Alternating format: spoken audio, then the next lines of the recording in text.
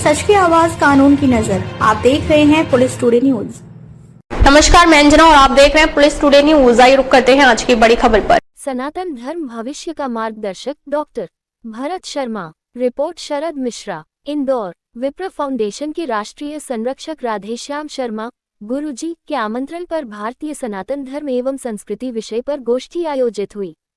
कार्यक्रम में संस्कृति मंत्रालय सदस्य डॉक्टर भरत शर्मा, अनिल जोशी, सुनील पटेल एवं जयपुर के उद्योगपति अरविंद पारिक मौजूद रहे। डॉक्टर भरत शर्मा ने कहा कि वसुधैव कुटुंबकम और सर्वधर्म समभाव भारतीय संस्कृति की पहचान है तथा सनातन धर्म वर्तमान और भविष्य का मार्गदर्शक है। राधेश्याम शर्मा ने संस्कारों को जीवन का आधार बताते हुए युवाओं को संस्कृति से जोड़ने पर जोर दिया। अरविंद पारिक ने भारतीय संस्कृति के वैश्विक प्रचार की बात कही, जबकि अनिल जोशी और सुनील पटेल ने युवाओं को पाश्चात्य प्रभाव से दूर रहकर भारतीय संस्कार अपनाने का संदेश दिया। अंत में अतिथियों का सम्मान कर डॉक्टर भरत शर्मा को स्मृति चिन्ह भेंट किया गया।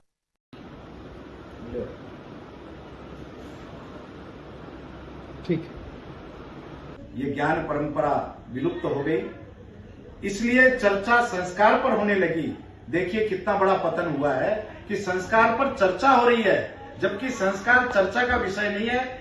संस्कार अनुभूति का विषय है, अनुभव का विषय है, आचरण का विषय है। ऐसे महारथियों का बहुत बड़ा हाथ रहेगा जो समाज में समय समय पर समाज के युवाओं को, समाज के उनके साथियों को और प्रौढ़ लोगों को शिक्षित कर रहे हैं, अनुशासित कर रहे हैं, भारतीय संस्कृति के प्रति जागरूक कर रहे हैं। यही तो संस्कार है कि ये मेरी माँ है, ये मेरा पड़ोसी है, ये मेरा भाई है, हम सब जगत बंधु एक हैं, पूरा विश्व हमारा है। यही तो संस्कृति है। संस्कार और संस्कृति दोनों अलग नहीं है। आप क्या ऐसा मानते हैं कि आधुनिकता की दौड़ में या पैसे कमाने की होड़ में हम कहीं ना कहीं अपने संस्कारों से पीछे जा रहे हैं? बच्चों का जो कच्ची मिट्टी का हृदय होता है, उसके अंदर बहुत जल्दी वो बात चली जाती है कि मुझे भी एकलव्य होना है, मुझे भी प्रहलाद भक्त होना है, मुझे भी ये विद्वान होना है, विवेकानंद बनना है।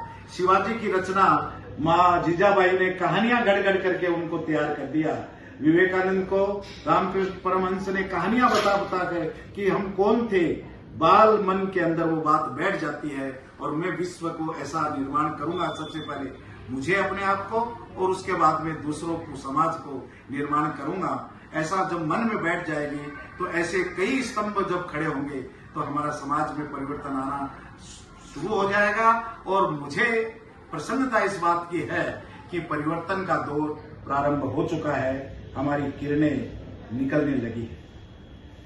संबंधित परिवार से हम विघटित और छोटे परिवार की ओर जा रहे हैं। पहले परिवार में बहुत बड़े सारे रिश्तेदार साथ रहा करते थे, दादा दादी, चाचा चाची, ताऊ ताई, बुआ। अब माता पिता के अलावा बच्चों के साथ तो रहता नहीं, और माता पिता भी दोनों काम करते हैं, वैसा करते हैं। ऐसे में संस्कार दे पाना क्या कठिन हो रहा है। आज की युवा पीढ़ी में एक कृतज्ञता का भाव जो गुरुओं के प्रति होना चाहिए, जो बड़ों के प्रति होना चाहिए, उसका भी काफी अभाव देखा जाता है। भारतीयता और भारतवासी, इनको यह सोचना पड़ेगा कि सनातन धर्म और संस्कारों की क्या महत्वता है, और विश्व में यदि विश्व गुरु भारत को माना जा रहा है तो इन संस्कारों की बढ़ोतरी में माना जा रहा है, और यही इसका पतन है तो ये हम सबके लिए चिंता का विषय है। भारतीय संस्कृति है कि मैं नहीं तू। हमारे पास में हमारे उपनिषद शास्त्र सब भरे पड़े हैं कि मेरे पास में यदि एक रोटी है तो मैं तोड़ करके थोड़ा थोड़ा सबको दूं। ऐसा हमारा पतंजलि कहता है, ऐसा हमारे शास्त्र कहते हैं कि देने में ही आनंद है।